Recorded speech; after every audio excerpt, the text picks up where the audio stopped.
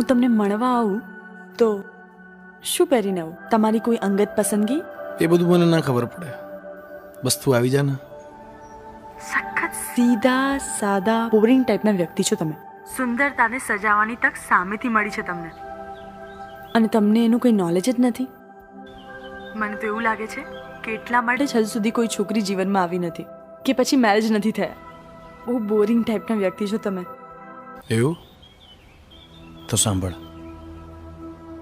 હવે જ્યારે તે મને ચેલેન્જ કરી જ દીધી છે ને, તો સાંભળ તું. મારી શણગારની સમજનું આધુનિક રૂપ સાંભળ.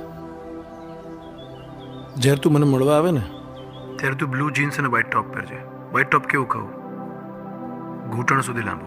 શંકાશીલ વાત કંઈ જ નથી, પણ મને સુંદરતા સંપૂર્ણપણે ઢંકાયેલી જોવી ગમે છે. એ મારી અંગત પસંદગી છે. કપાળ ઉપર નાનકડી લાલ કલરની બિંદી કરજે, ને કાનમાં લાંબા લટકણીયા સજાવજે.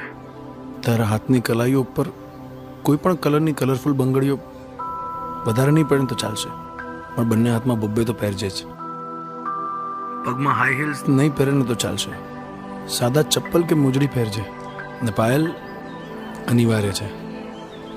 તને ખબર છે, તું મારાથી 100 મીટર દૂર ઊભી રહીને જ્યારે એક્ટિવાનું સાઇડ સ્ટેન્ડ પોતાના ડાબા પગેથી નીચે કરીશ ને, ત્યારે ઘૂઘરીનો અવાજ મને સાવધાન મુદ્રામાં લાવી દેશે. હું તારી દિશામાં ફરીને મારા દિલની દશા બગાડવાની રાહ જોતો ઊભો હોઈશ. તું ચાલતી ચાલતી મારી દિશામાં આગળ વધશે, હું પાયલના સંગીતમાં ખોવાતો જઈશ. મારાથી 7 જ ફૂટ દૂર ઊભી રહીને તું કાળા ગોગલ્સ ઉતારીશ ને, ત્યારે તારી આંખથી મારી આંખ મળશે ને ત્યારે સમય રોકાઈ જશે. માત્ર ને માત્ર હું ને તું જ હોઈશું.